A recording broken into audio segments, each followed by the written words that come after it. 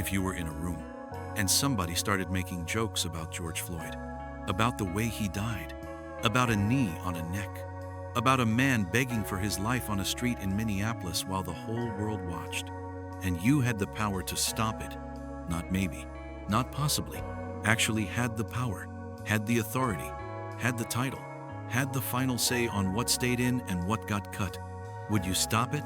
Most people watching this right now, I don't even need to ask. You already answered it in your head. Of course you would stop it. Of course that's a line you don't cross.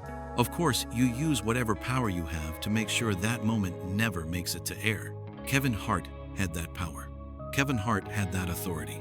Kevin Hart had already used that exact same power to remove 18 other jokes from that Netflix special. And the George Floyd joke stayed in. Now everybody has been talking about this from every angle. Stephen A. Smith went in. Cat Williams said what he said at the roast itself.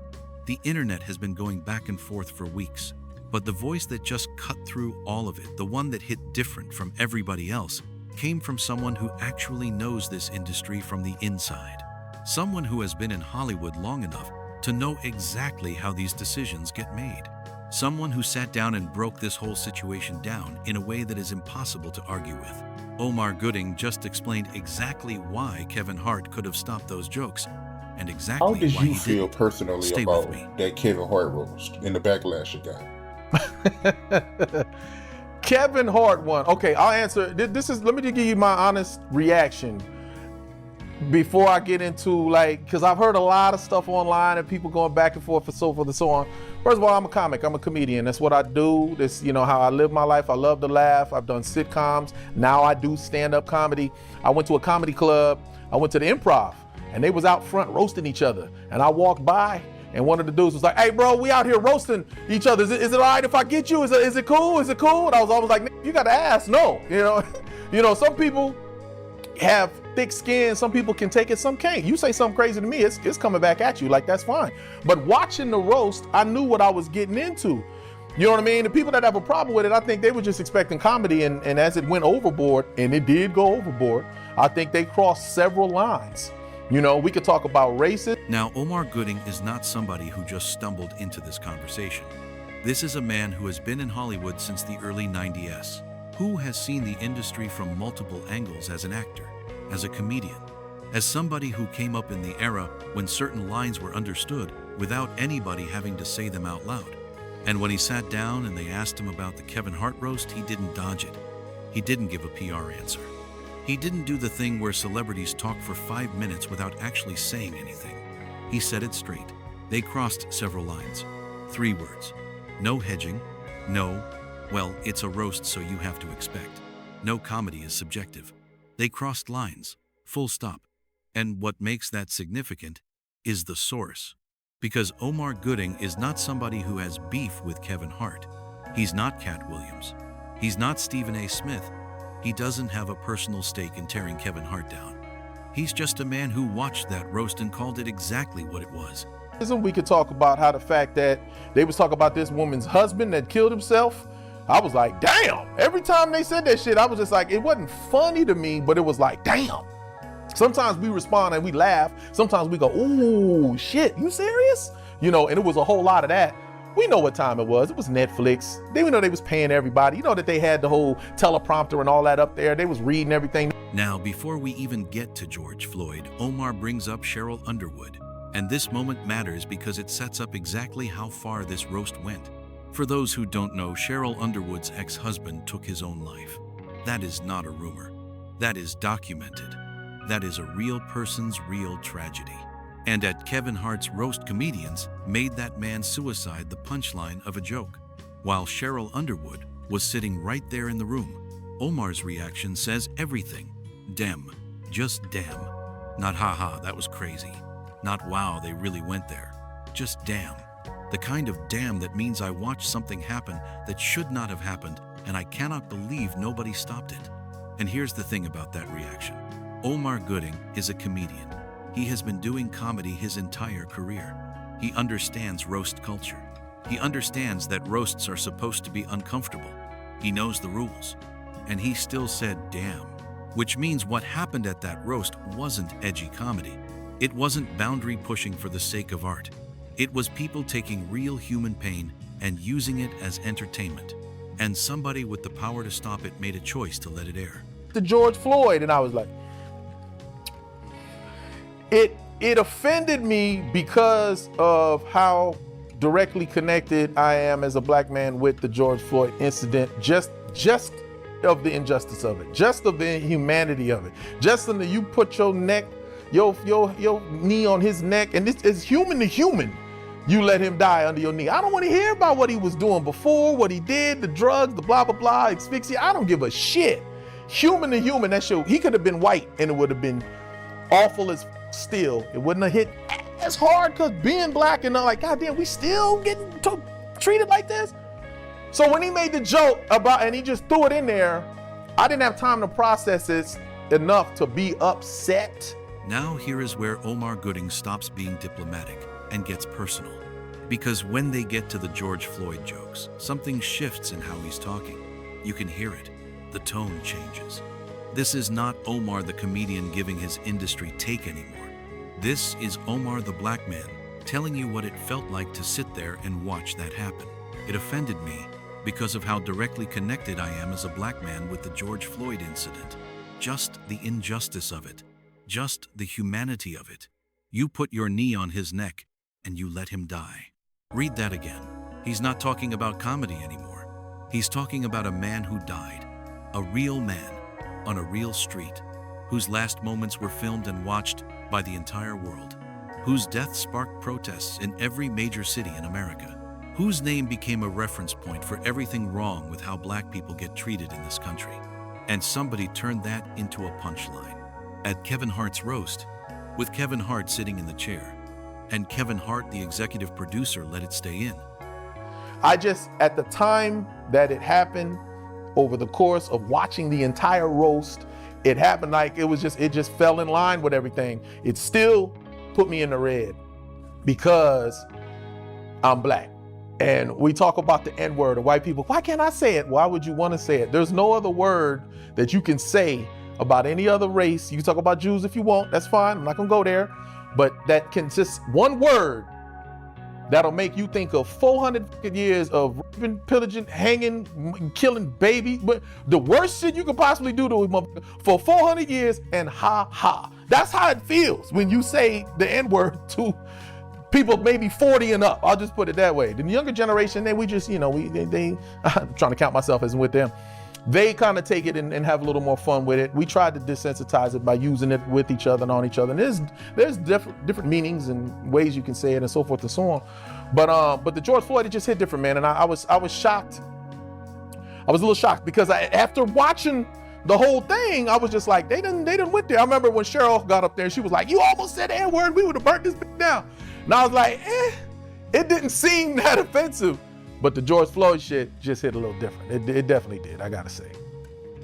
Now, Omar goes even deeper. And this is the part that people need to sit with. Because he breaks down why the George Floyd jokes hit different from everything else at that roast. Why you can't just file it under, it's comedy, get over it. He talks about the N-word, about 400 years of history, about what certain words and certain images carry for black people who lived through certain eras. And he's not doing it to lecture. He's doing it to explain this is not abstract. This is not theoretical. This connects to something real and something deep. And in that context, making George Floyd the punchline of a joke is not just tasteless comedy. It is taking the most visible symbol of anti-black violence in recent American history and laughing at it. In a room full of powerful people, on the biggest comedy platform in the world, with a black executive producer who had the power to say no. That's not a comedy moment. That's a statement. And the statement it makes is, we can laugh at this. This is something we laugh at now. And Kevin Hart signed off on that statement by not removing those jokes. All right, so a lot of times when we talk about other people that I don't really know, I kind of defer and I go on little different tangents and whatnot. Now, I have, in my opinion, there's two people You know, I remember Kevin Hart about Soul Plane days. I knew him. We'd see each other, what's up, that type of thing, but out in public, not hung out in the house, play cards, but just on some, oh, there you go, what up, man? Show love, respect, and we hang. I remember last time, I believe that I interacted with him, he was about to go on stage and he was trying out all his jokes on us and we was just laughing and shit. Then he got on stage and then hit us with all the same jokes. And we was like, man, that was fun. It was at the Comedy Store. And I was like, man. And then he blew the up. What I will say is, I do get offended when people say shit like that. Like, you gonna tell me how to feed my family? You gonna try to tell me with the choices that I have and the opportunities that I have, if I make this choice to maximize on that, you gonna tell me what I'm doing you don't agree with, or you wanna cancel me? That's what you're gonna say? You're gonna make... Now here's where it gets really interesting, because after all of that, after talking about the lines that got crossed, after getting personal about George Floyd, they ask Omar Gooding directly, when you hear people call Kevin Hart a puppet or a sellout, how do you feel about that? And Omar Gooding does something smart. He doesn't say yes, he doesn't say no. He does what someone does when they know the answer, but they also know what it costs to say it out loud in this industry. He talks around it. He talks about choices, about how everybody in Hollywood makes choices, about how there are things he personally won't do, won't put on a dress, won't take certain roles, won't compromise certain things. And he respects that other people make different choices. But then he says something that cuts right through all the diplomacy. I do get offended when people say that. You're going to tell me how to feed my family?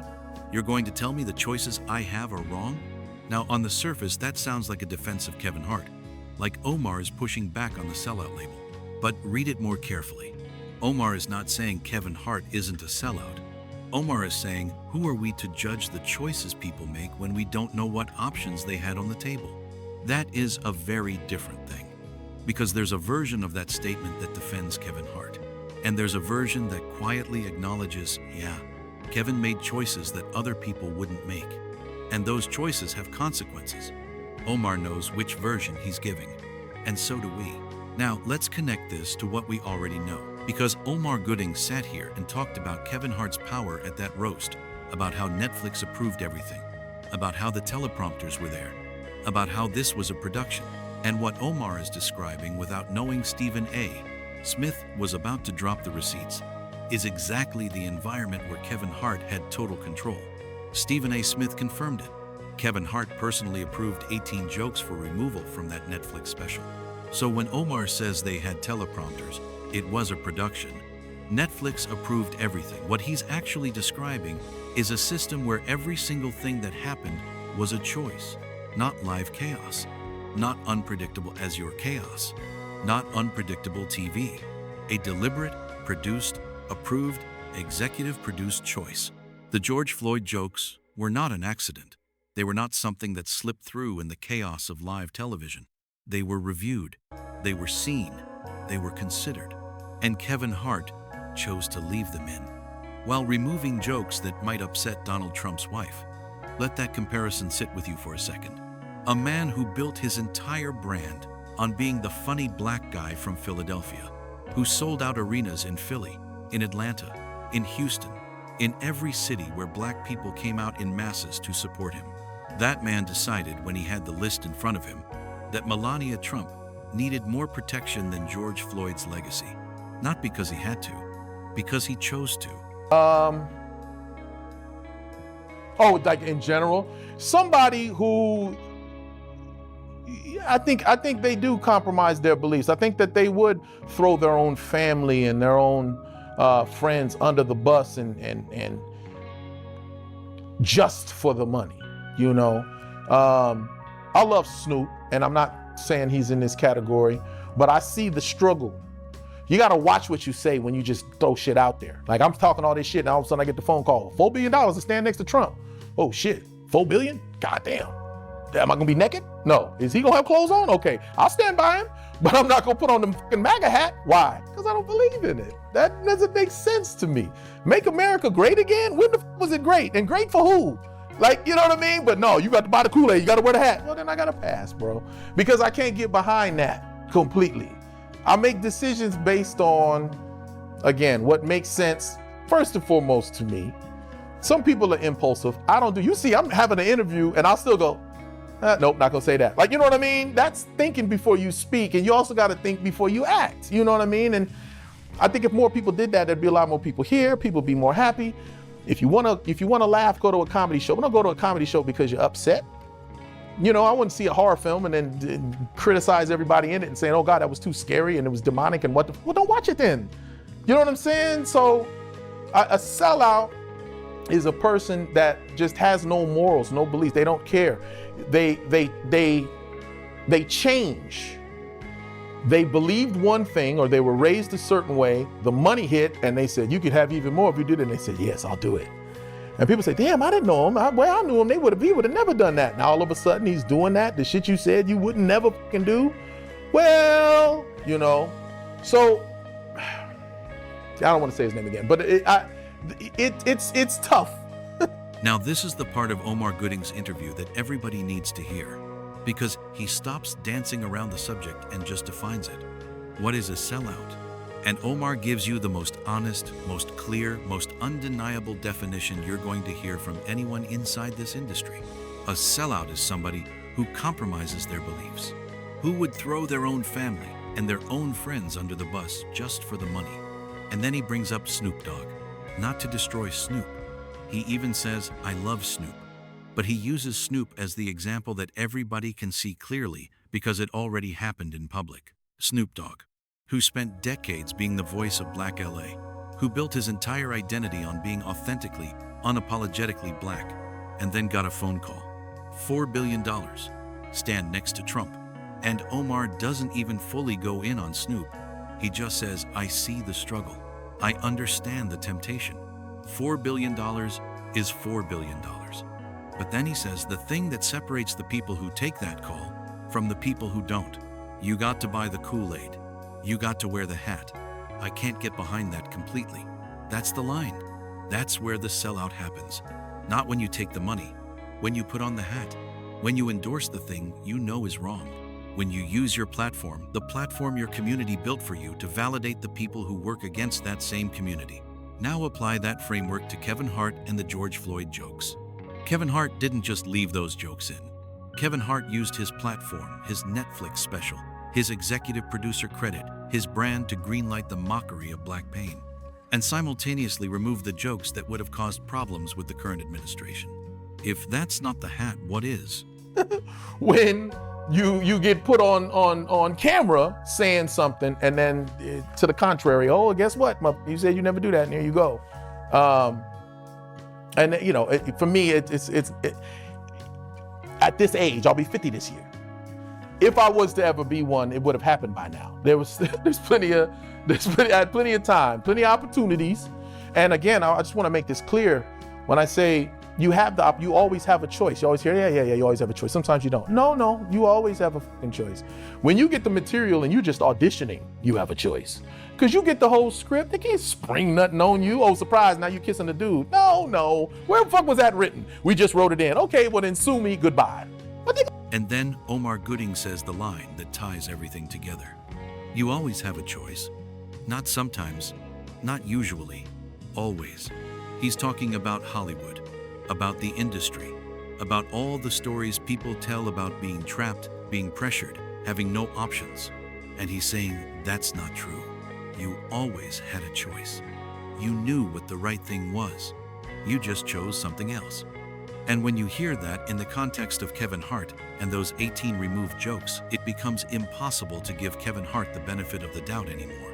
Kevin Hart knew. He sat with that list. He went through it. He had a conversation with somebody about what stays and what goes. And somewhere in that conversation, George Floyd came up. And Kevin Hart made a choice. Omar Gooding is telling you that choice was not forced on him. That choice was not unavoidable. That choice was not the result of live television chaos. That was Kevin Hart choosing. You always have a choice. Now, if you've been following this story from the beginning, this is the third piece of a picture that has been building for weeks. First, Stephen A. Smith dropped the bomb about the 18 removed jokes, proved that Kevin Hart had total creative control and used it selectively. Melania Trump jokes out. George Floyd jokes in. Then Cat Williams, at the roast itself, on live Netflix television, telling the world that Kevin Hart goes quiet when the Diddy parties come up, that the man who presents himself as everybody's favorite comedian has things he doesn't want to talk about. And now Omar Gooding, from inside the industry, defining exactly what a sellout is, explaining exactly why the George Floyd moment was a choice and not an accident, and reminding everybody that in Hollywood, you always have a choice. 3 different sources, 3 different perspectives, 3 pieces of the same puzzle, and they all point to the same conclusion. Kevin Hart had power. Kevin Hart made choices, and the choices he made tell you everything you need to know about who Kevin Hart actually is when nobody is watching, versus who he presents himself to be when the cameras are rolling. Look, I want to be clear about something before I close this out. This is not about destroying Kevin Hart.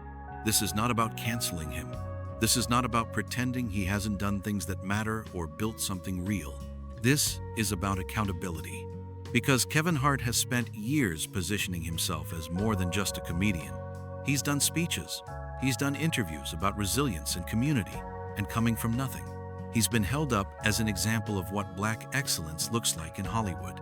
And with that positioning comes responsibility. When you are the most powerful Black man in a room with an executive producer credit and a list of approved removals, you have a responsibility that goes beyond protecting your brand. Omar Gooding understood that. He watched that roast and said they crossed lines. He watched the George Floyd jokes and said that hit different. He defined what a sellout is with enough clarity that everybody watching knows exactly what category certain choices fall into. Kevin Hart had the power to make a different choice. He chose not to. And Omar Gooding, from inside the industry, with no personal beef, with no agenda, just explained to all of us exactly why that matters. You always have a choice. Drop your thoughts in the comments. You think Kevin Hart owes the community a real explanation at this point? After Stephen A. Smith, after Cat Williams, after Omar Gooding,